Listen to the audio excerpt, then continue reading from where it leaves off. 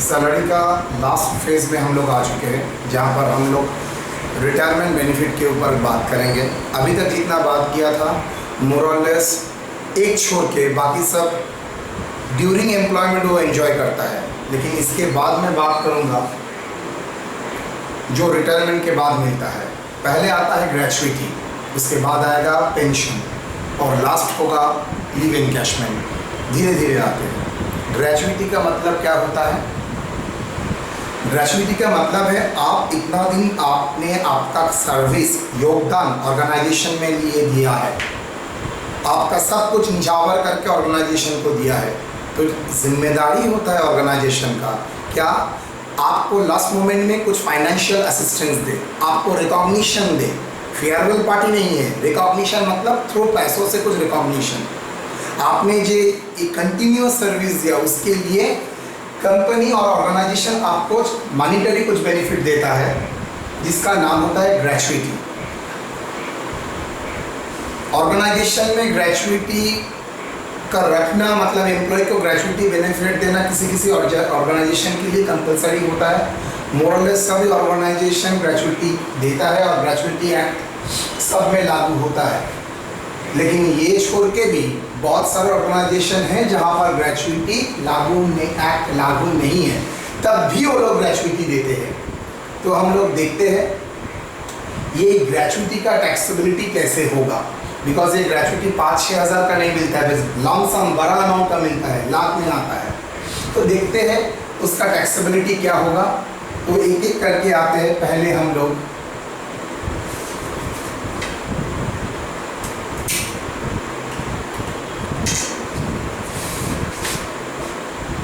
ग्रेच्युइटी,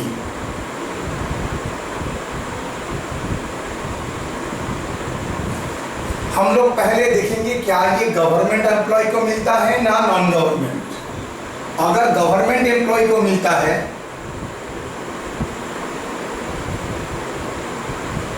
fully exempted, मतलब मुझे जो ग्रेच्युइटी मिलेगा खिदीपुर कॉलेज छोड़ने के बाद, रिटायरमेंट के बाद, वो फुल्ली एग्जेम्प्टेड होगा। Private employee, non government employee, इसका विषय दो प्रकार में होगा। Covered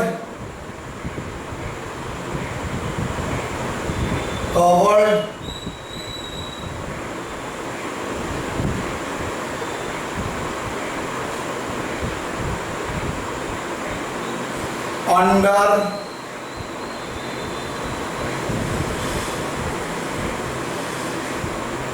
act, not covered under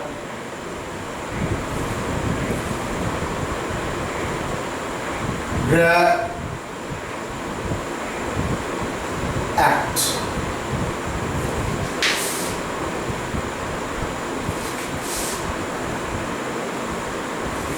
ये दोनों में फुल्ली एग्जेम्प्टेड तो नहीं है, पार्टली एग्जेम्प्टेड है। अगर ये पार्टली एग्जेम्प्टेड है तो इसका कैसे एग्जेम्पशन है आप लोगों को अलग अलग तरीके से देखना पड़ेगा। Gratuity received,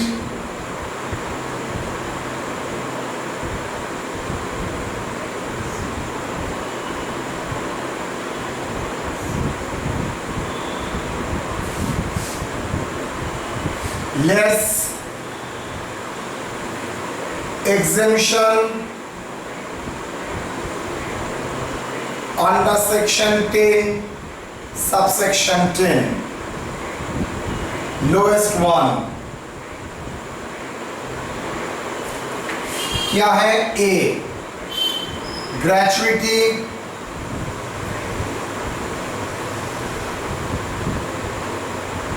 received। B,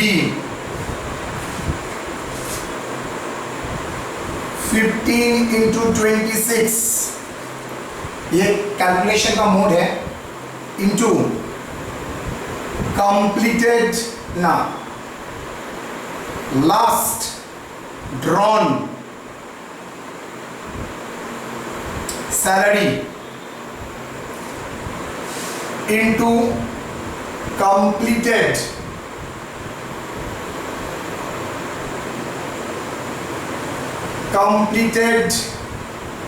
year of service and very important part thereof in excess of 6 months। मतलब मल्टीप्लाई होगा कंप्लीटेड ईयर से, उसके साथ ऐड हो जाएगा। अगर मान लीजिए कोई रिटायर कर रहा है 4 साल 20 इयर्स 4 मंथ्स, क्या उसको 20 इयर्स पकड़ेंगे ना 21 इयर्स पकड़ेंगे?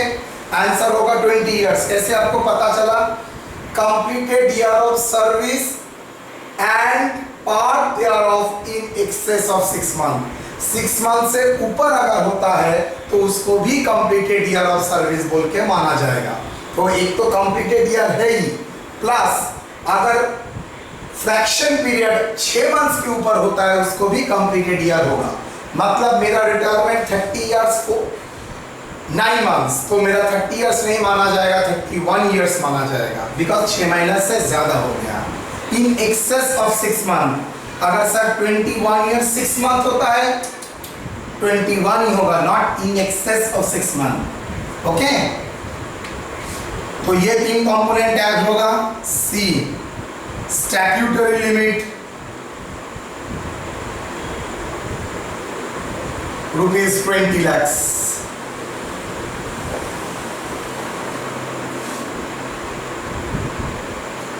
ये तीनों में जो लोएस्ट होगा माइनस होगा टैक्सेबल ग्रेचुइटी। ये किसके लिए है? ये non government and covered under gratuity act.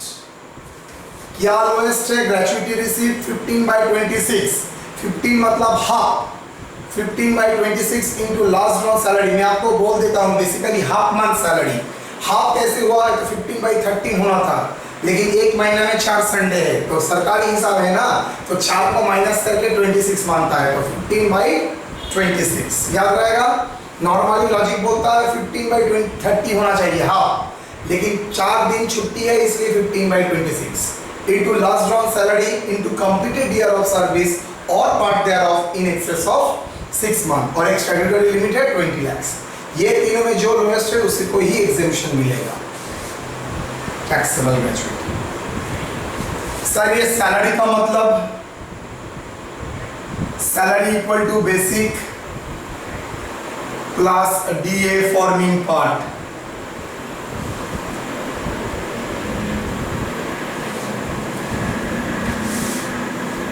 Okay, commission on turnover यहां पर नहीं है, अब not cover under gratuity act. Gratuity received less exemption under section 10 lowest one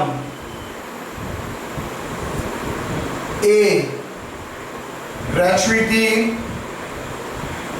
received B 15/30 मतलब मैं काट के लिख सकता हूं half, yes, half into average salary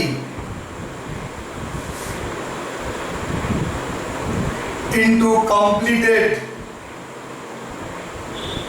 year of service. देखिए बेटा मैंने यहां पर एक बार भी नहीं लिखा in part thereof in excess of 6 month, ये वर्ड नहीं है, सिर्फ कंप्लीटेड ईयर। मतलब सर अगर कोई 30 इयर्स 11 मंथ 15 डेज करता है तब भी उसको 30 इयर्स ही माना जाएगा, 31 नहीं, लेकिन यहां पर नियमानुसार 31 हो जाता। सी स्टैट्यूटरी लिमिट, सॉरी 1/3 कैसे लिख दिया, 1/2. Statutory limit rupees 20 lakhs.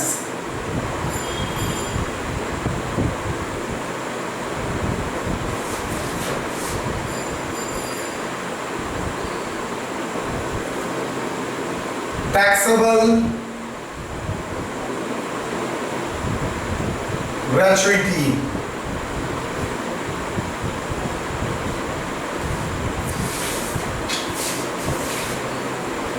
Okay. तो यहां पर न्यू टर्म क्या आया, एक एवरेज वर्ड एक सैलरी वर्ड। तो आ जाते हैं, average equal to salary of last, अच्छा एग्रीगेट कर दिया मतलब total salary of last 10 months preceding, दिमाग ठंडा करके वर्ड्स पिएगा, preceding the month of retirement. मान लीजिए कोई बंदा रिटायर कर रहा है सितंबर के लास्ट दिन में, तो सितंबर छोड़ के बाकी पुराना बैक 10 दिन, बाकी जो 10 महीने हैं दैट विल बी कवर, उसका सैलरी ऐड करेंगे डिवाइडेड बाय 10 months, मतलब 10 महीना का सैलरी जोड़ेंगे, उसको 10 महीना से डिवाइड करेंगे तो एवरेज आ जाएगा, एवरेज सैलरी हो गया। सैलरी का मतलब क्या है, basic plus DA forming part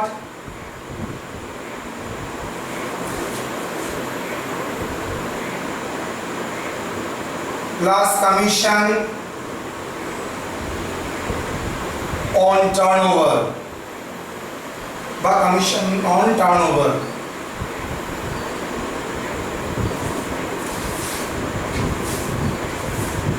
done. तो ये कवर्ड ये नॉट कवर्ड, एग्जेम्पशन दे दिया, समझ। अब हम लोग प्रॉब्लम करेंगे, तब ये काम पूरा क्लियर होगा। देख लीजिए,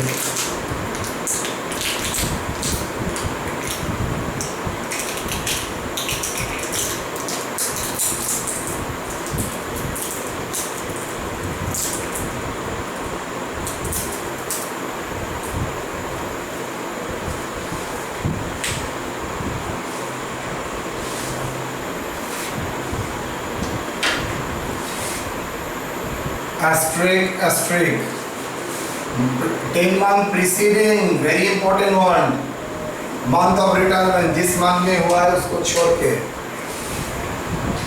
सर अगर 1 तारीख को होता है तो 1 तारीख को छोड़ के,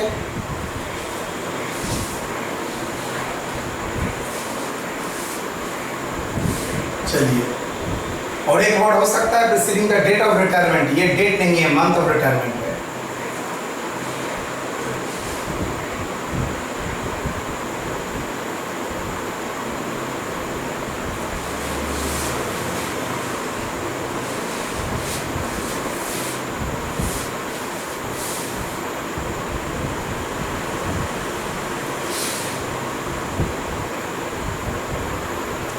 कट गया है लग रहा है मुझे।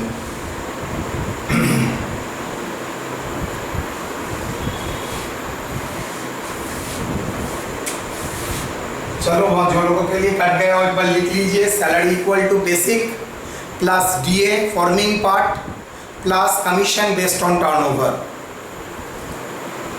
मतलब जैसे ही नॉर्मल रूल में बने covered not covered under gratuity act होता है, तब उसके लिए।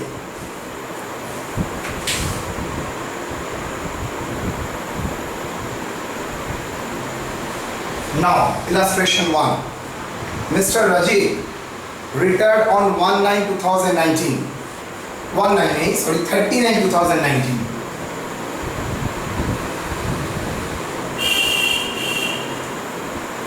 After completion of service 20 years 9 months, he received gratuity rupees 15 lakh. His last drawn basic salary 50,000. Last increment due 1/1/2019. Rupees 2,000. DA 75% of basic salary. 80% forming part बोल दिया है. Compute taxable gratuity assuming covered under gratuity act, not covered under gratuity act. तो ये problem illustration 1 करने के पहले हम लोग पहले वर्किंग्स कर लेते हैं रिगार्डिंग सैलरी का structure. Salary of last 10 months.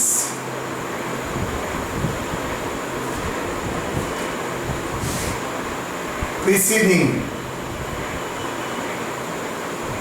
the date of retirement.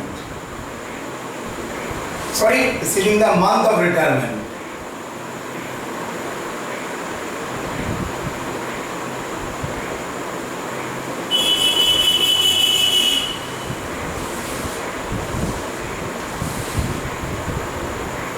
ये वर्किंग नोट है. ओके. बेसिक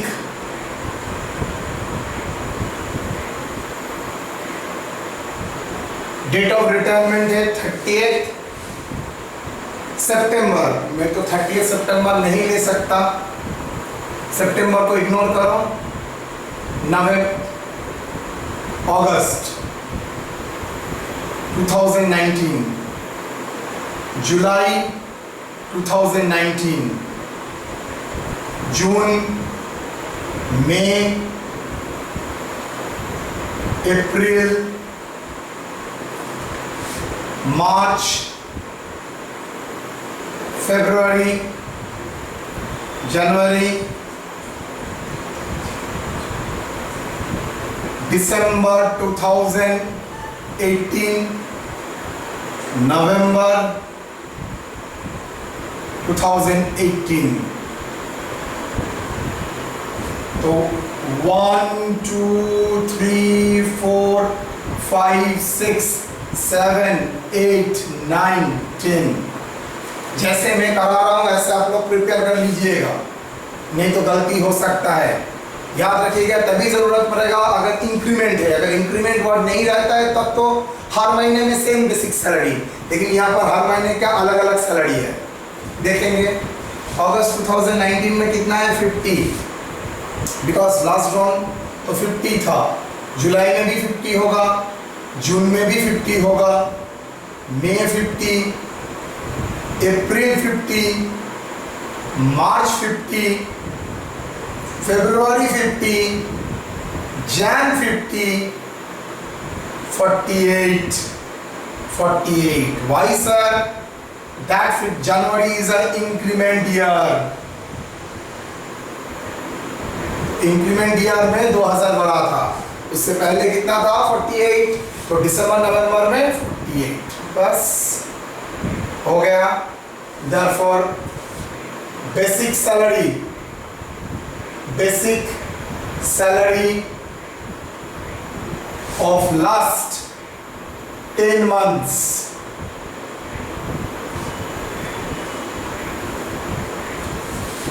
कितना होगा 5 लाख 4,96,000.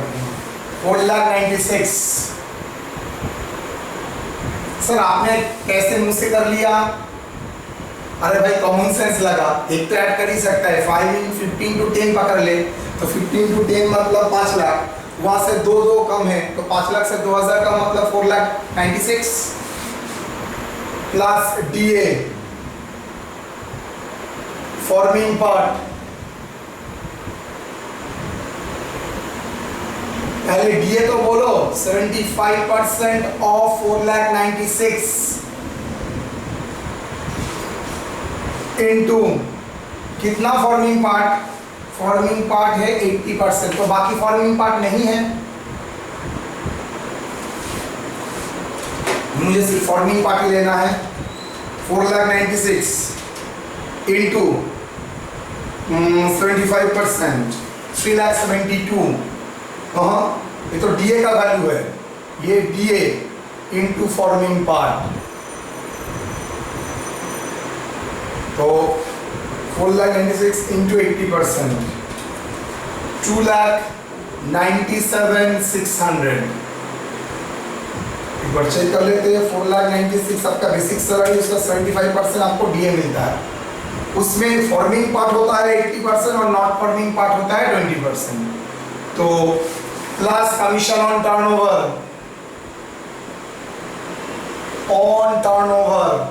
और कोई कमीशन नहीं आ सकता, बोनस कुछ नहीं आ सकता, नील। तो क्या हुआ, that is last summation of last 10 months salary plus 4,96,000, 7,93,600. Therefore, average salary equal to 7,93,600 whole divided by 10, 79,360. तो ये फर्स्ट पार्ट आपको करना ही पड़ेगा, okay, because you are not covered under gratuity act, first वाला डन। चलिए अब वर्किंग हो गया, अब सॉल्यूशन। टैक्सेबल ग्रेचुइटी, यहां पर एवरेज सैलरी आपको करना पड़ेगा, लेकिन अब ईयर का बहुत सारा क्वेश्चन में इसके बाद देखेंगे जहां पर आपको एवरेज सैलरी डायरेक्ट बोल दिया है, then no issue. Taxable gratuity covered, sorry not covered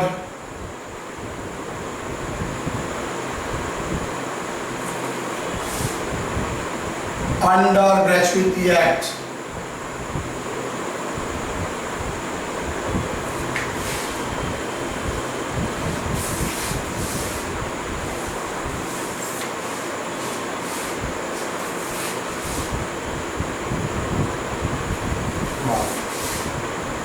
ना टेढ़ा कैसे हो गया, not covered under gratuity act.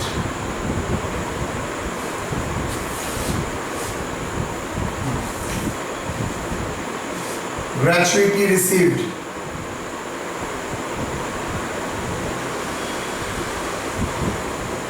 कितना gratuity received, 15 lakhs, less exemption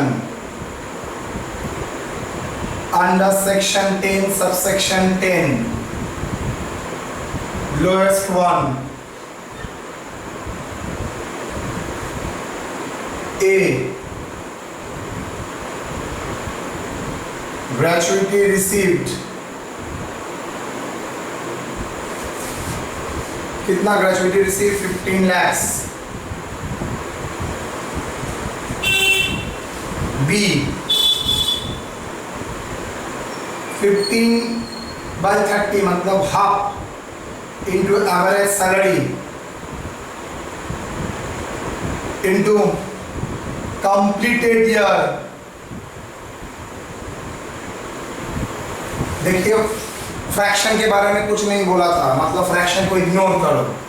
वो half into average salary 79,360, completed year कितना ईयर कंप्लीट करने के बाद रिटायर किया, 22 years 9 months, मैं सिर्फ 22 years लूंगा। पार्ट देयर ऑफ वो कवर्ड अंडर ग्रेचुइटी एक्ट में कवर होता है, into 22 divided by 2, 8,72,960. C, statutory limit 20 lakhs.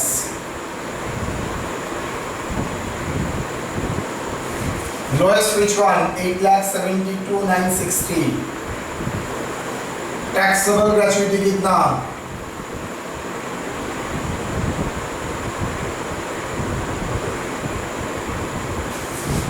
-15 lakhs, 6,27,000.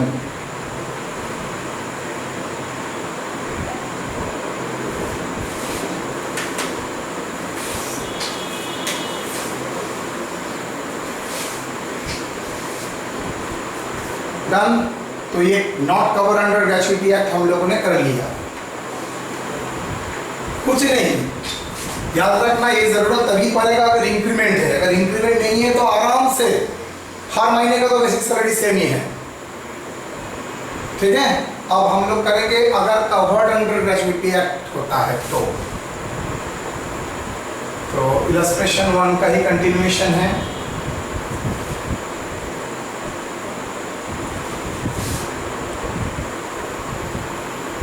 वहां पर एवरेज सैलरी नहीं लगता है। Working note 2, last drawn salary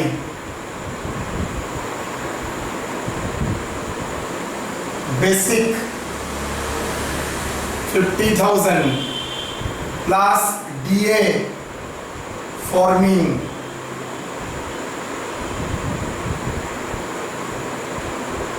कितना? 50,000 का 75%, दैट इज DA, उसका 80% forming part.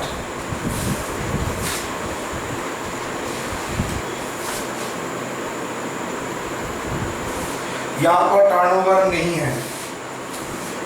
50,000 into 75% into 80%, 30,000। Last drawn basic D है। Okay,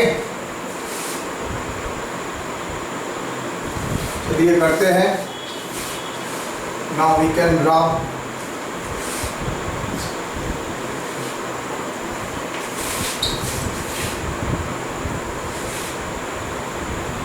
solution. Taxable gratuity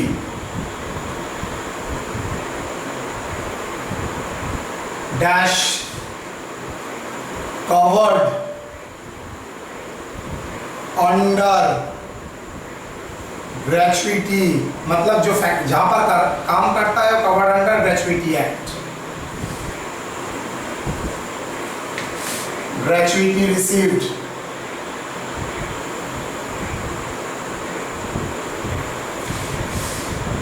$15 lakhs, less exemption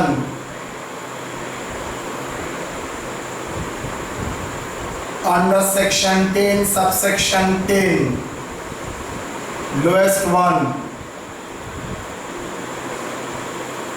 A, gratuity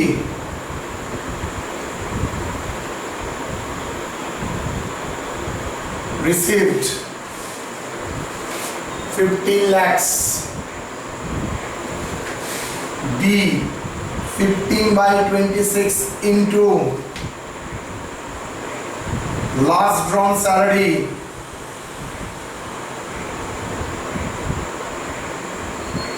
into completed year of service or part and part thereof,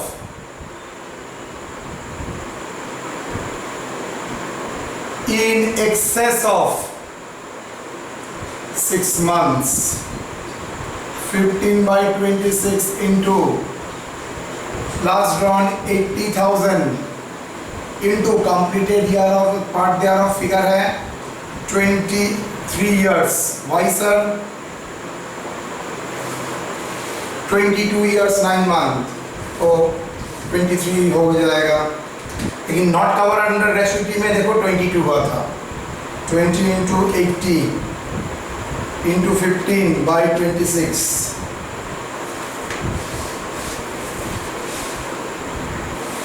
I can drop that part now. Confusion create कर रहा है. 10,61,538. C statutory limit.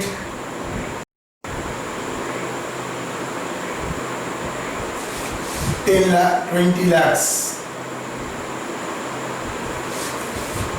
1,061,538. Lowest one. Taxable gratuity.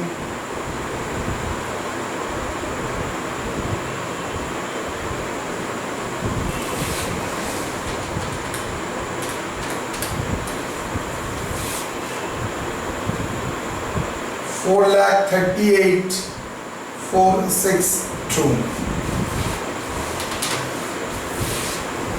तो covered under gratuity act, not cover under gratuity act, दोनों ही हो गया.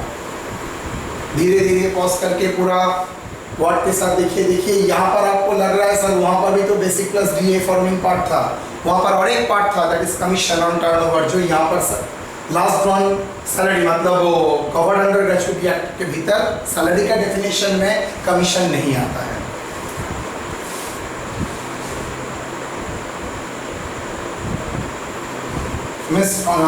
Next illustration में आते हैं. Mister Arnish retire from his service on 31/12/2019 after completion of, अच्छा 31 को चेंज करता हूँ, 1/1 तो मजा आएगा. 1/1/2020 after servicing 22 years 11 months. At the time of retirement, basic salary was 30,000 per month. Annual increment due होता है 1st July every year for rupees 2,000. DA 10,000, 60% forming part. Commission on turnover 5%. Gratuity at the time of retirement 8 lakh receive किया था.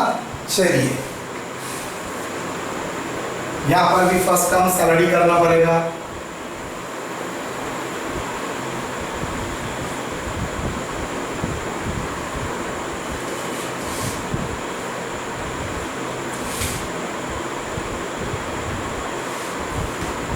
Illustration 2. Working note 1. Average salary.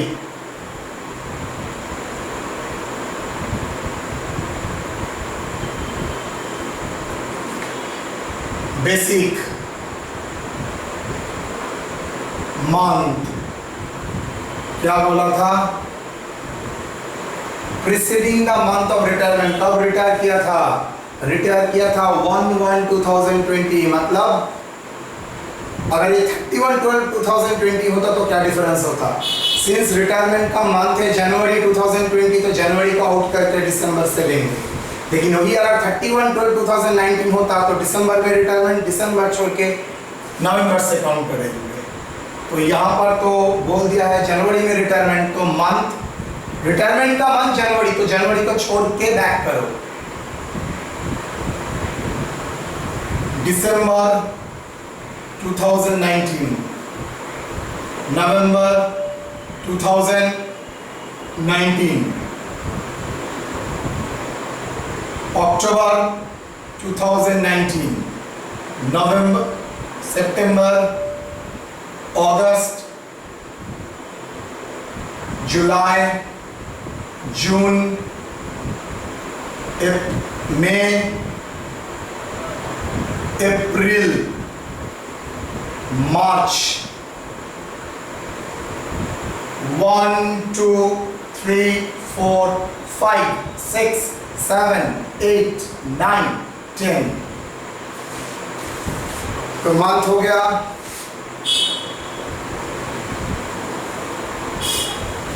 Basic बोलो sir 30,000, लेकिन last drawn 30,000, जुलाई में increment हुआ था 2,000, तो 13 13 13 13 13 28, सॉरी जुलाई में भी तो 30 इंक्रीमेंट हुआ था, तो जुलाई में इंक्रीमेंट जून में 28, कैसे? अरे भाई 30 माइनस 2, मई में भी 28, अप्रैल में 28, मार्च में 28। यहाँ पर भी वो बुद्धि लगा सकते हैं, एक तो ऐड कर सकते हैं, सब जगह 30 करके वो 3 लाख, उससे 8,000 कम करो तो 3 लाख से 8, 2,92,000। Okay,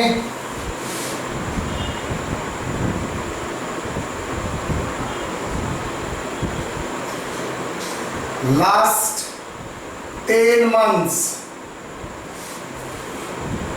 basic salary preceding the month of retirement,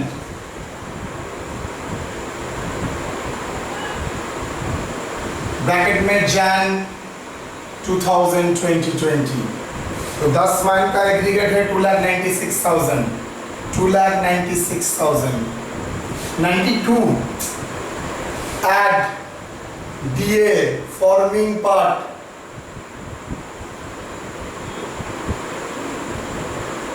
कितना DA का part? 10,000 into 60% into 10 months। Sir last में तो 10 मंथ मल्टीप्लाई नहीं किया, अरे लास्ट में तो DA का परसेंटेज दिया था ऑन बेसिक सैलरी, और यहाँ पर एब्सोल्यूट फॉर्म में बोल दिया है दैट इज पर मंथ, लेकिन मुझे तो लास्ट 10 मंथ का DA लेना है ना, तो लास्ट 10 मंथ का एग्रीगेट आएगा। ये बेसिक सैलरी तो लास्ट 10 मंथ का लिया है, that is aggregate basic salary of 10 months, तो DA भी 10 मंथ्स का होगा। हाँ 6,000, 60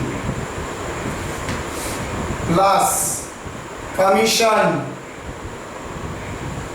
ऑन सेल्स, मैं मान के चलता हूं एनुअल टर्नओवर, लेकिन मुझे तो लास्ट 10 मंथ्स का लेना है। एनुअल टर्नओवर कितना?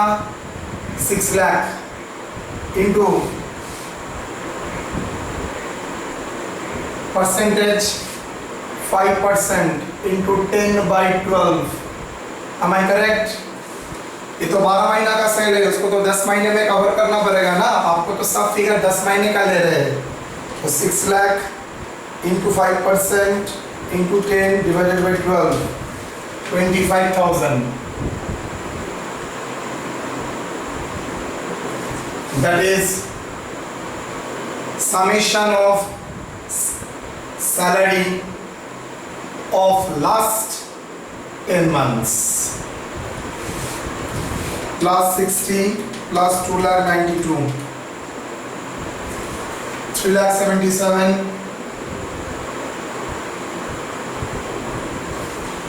summation salary of last 10 months 3,77,000. Done. Therefore average salary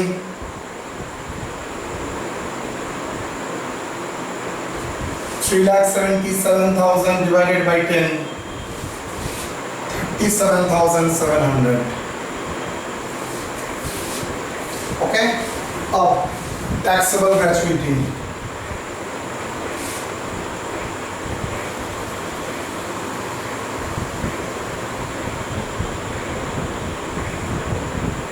Gratuity received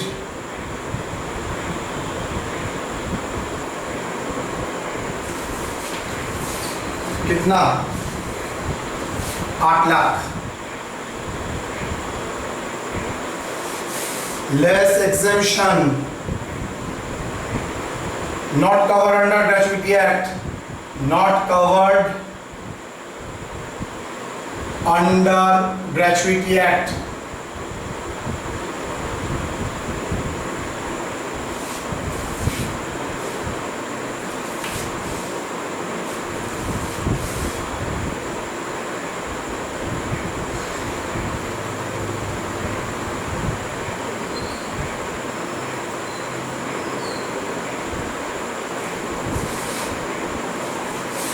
Exemption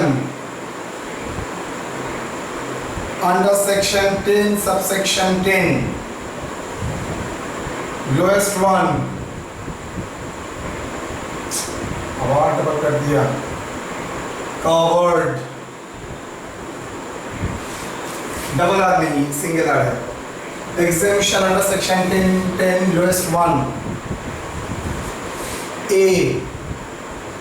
gratuity received 8 lakhs, B half into average salary into completed year of service,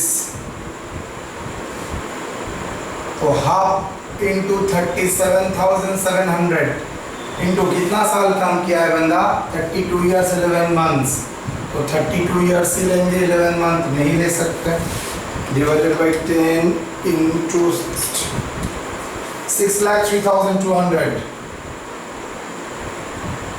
statutory limit 20 lakhs, statutory limit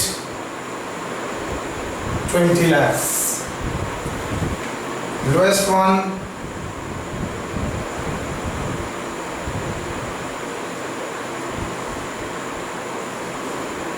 taxable gratuity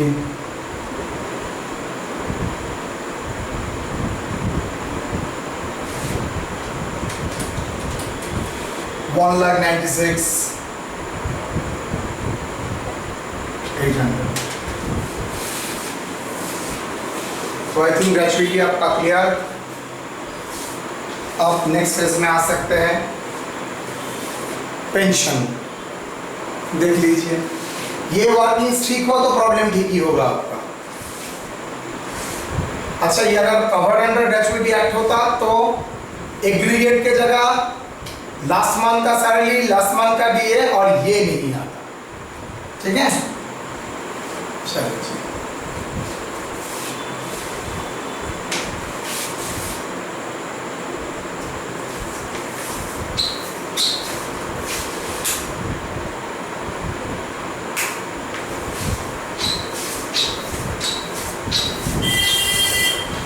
इसके बाद आता हूं pension.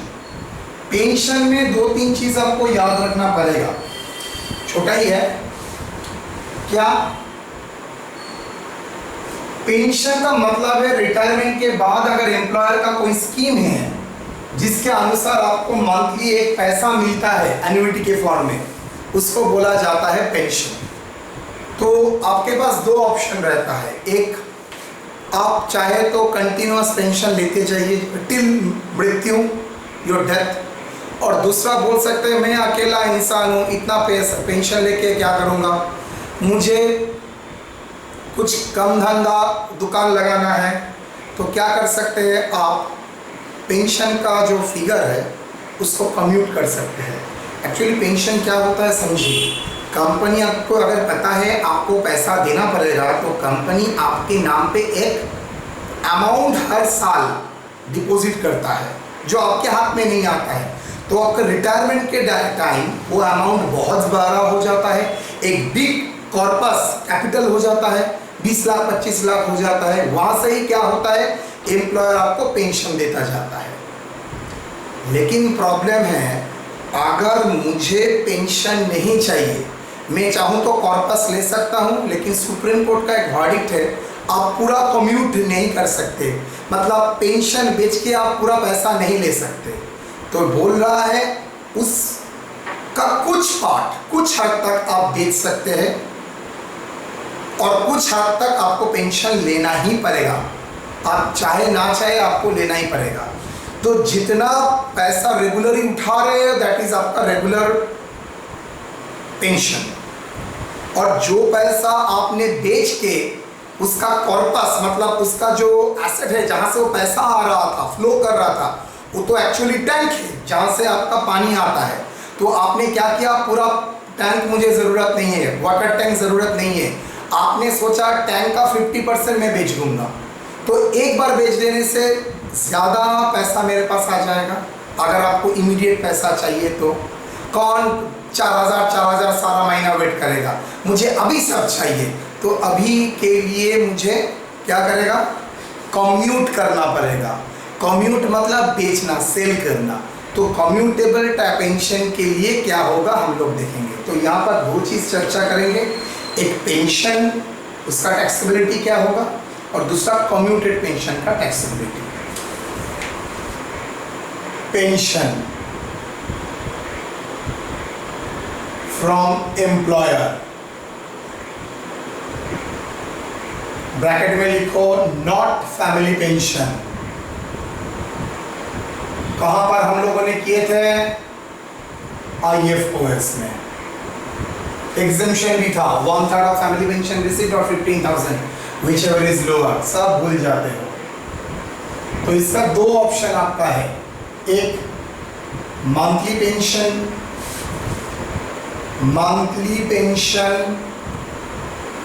Receiving monthly pension, हर महीने आपको pension मिल रहा है। Commuting the pension for lump, एक साथ लम सम मनी। कम्यूट करना मतलब एक साथ पैसा मिल जाना, और मंथली पेंशन मतलब रेगुलर पैसा। Treated and taxable full amount as salary, पूरा ही टैक्सेबल है। कम्यूटेड पेंशन के लिए उसका एग्जेम्पशन मिलेगा, लेकिन एग्जेम्पशन के लिए मुझे दो तरीके से डिवाइड करना पड़ेगा। एक, एम्प्लॉई रिसीव्ड ग्रेचुइटी, मतलब एम्प्लॉई को ग्रेचुइटी मिला है प्लस पेंशन भी मिल रहा है। Employee not received gratuity,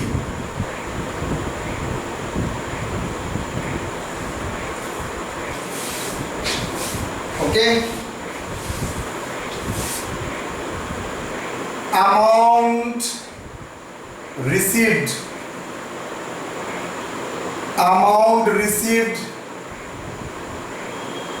from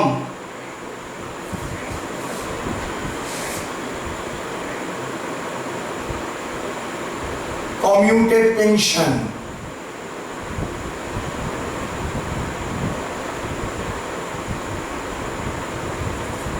less exemption under section 10 subsection 10 capital A, lowest. A, amount received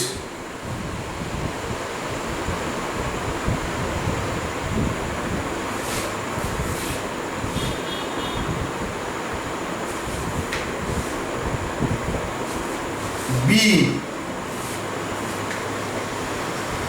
1/3 into full value of pension,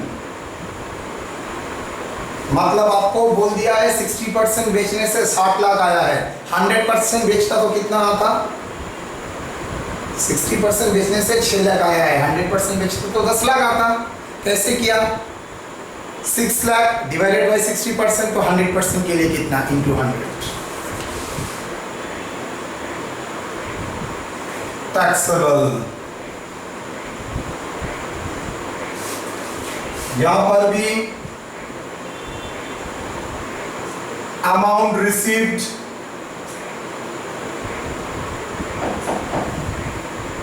from commuted pension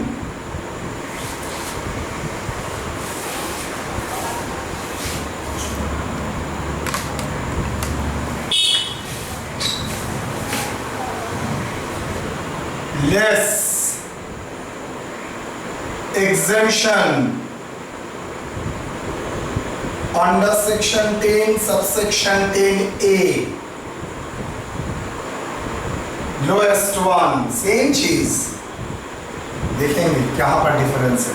A, amount received, B, half into full value of pension of, अच्छा एक word लिख देते हैं, commuted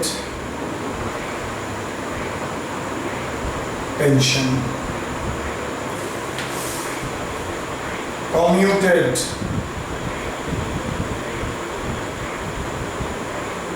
pension,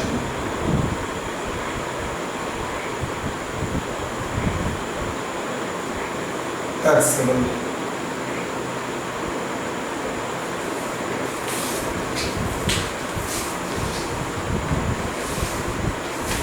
family pension यहाँ पर discuss करने का point नहीं है, नहीं किया।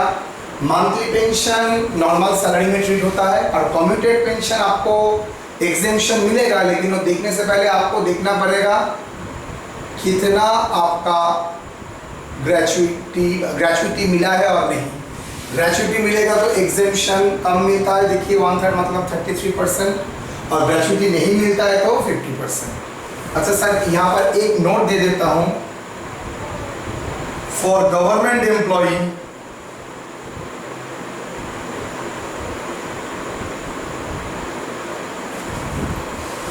full commuted pension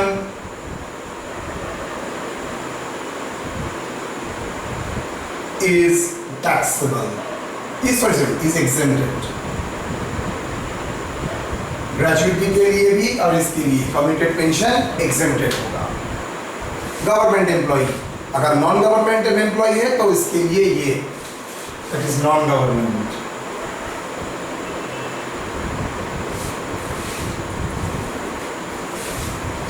okay,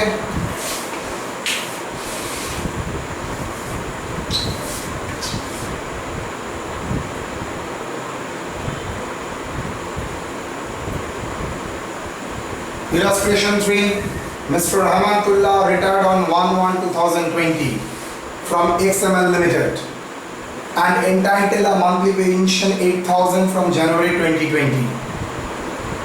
He commuted 60% of monthly pension and received 7,50,000. Compute taxable pension and commuted pension for the previous year 2019-20, assuming received gratuity, not received gratuity. Easy.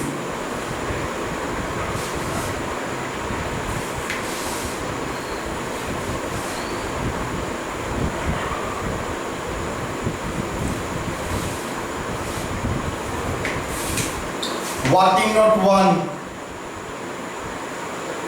full value of pension,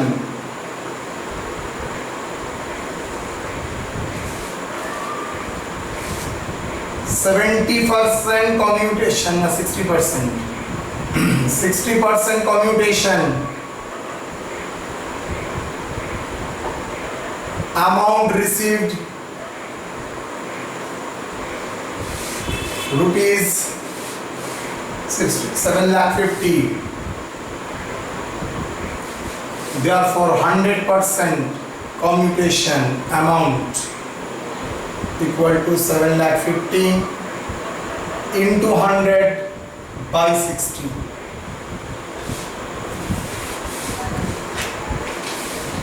7,50,000 into 100 by 60, 12,50,000 क्या है, therefore full value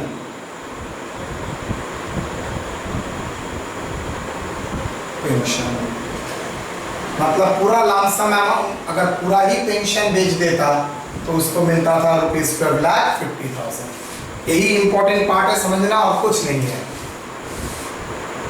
now taxable pension,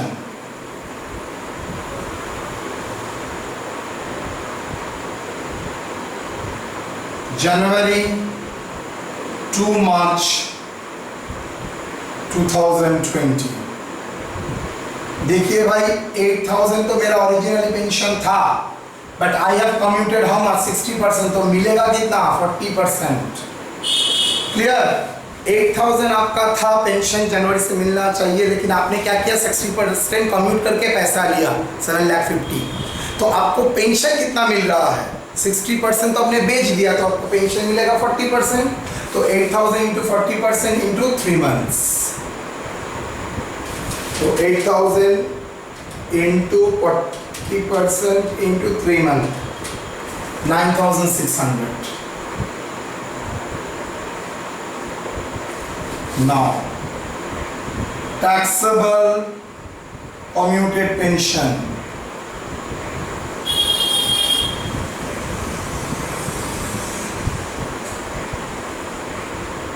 covered नहीं, received gratuity,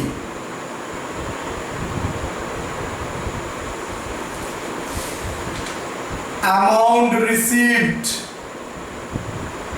from commutation of pension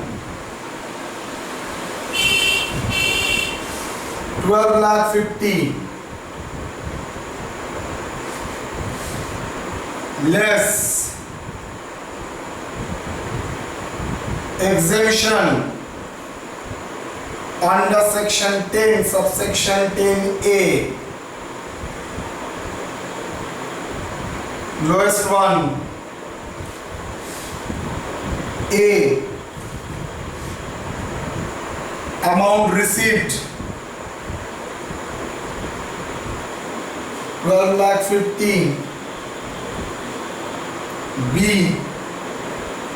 hey 12,50,000 के 7,50,000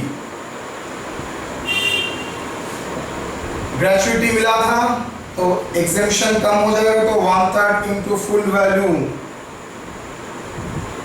of pension,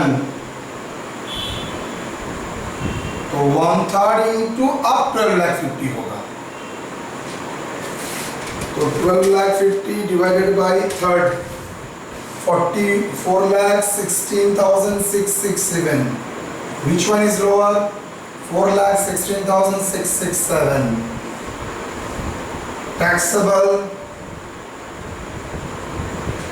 7,50,000 minus 4,16,667, 3,33,000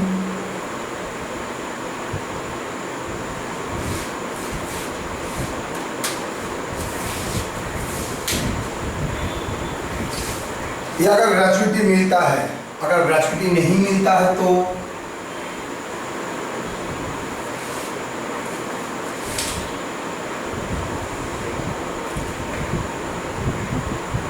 taxable commuted pension not received gratuity,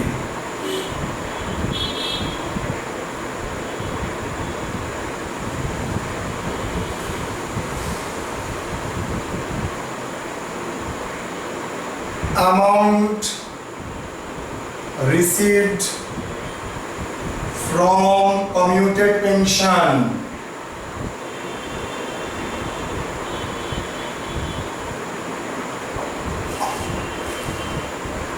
अंधा भी देख के पढ़ सकता है, less exemption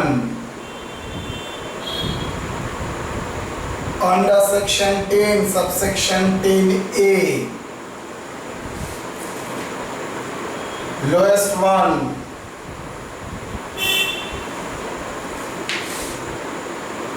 A, amount received 7,50,000 B, half, क्यों ग्रेचुइटी नहीं मिला तो एग्जेम्पशन ज्यादा मिला full value of pension, full value तो ऑलरेडी निकल के रखा हूं 12,50,000, 6,25,000, which one is lowest? 6,25,000, so taxable 1,25,000.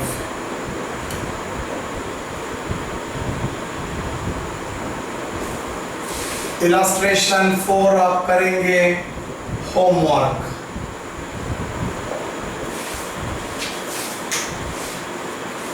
देखिए अच्छी तरह से देख लीजिएगा उसको ग्रेजुइटी मिला है और नहीं मिला है।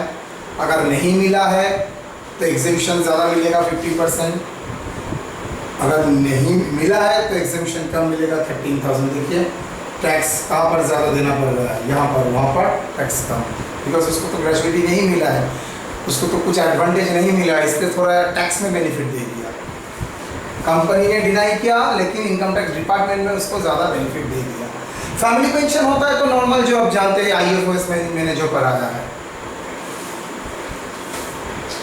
ओके, चलिए कॉपी कर लीजिए।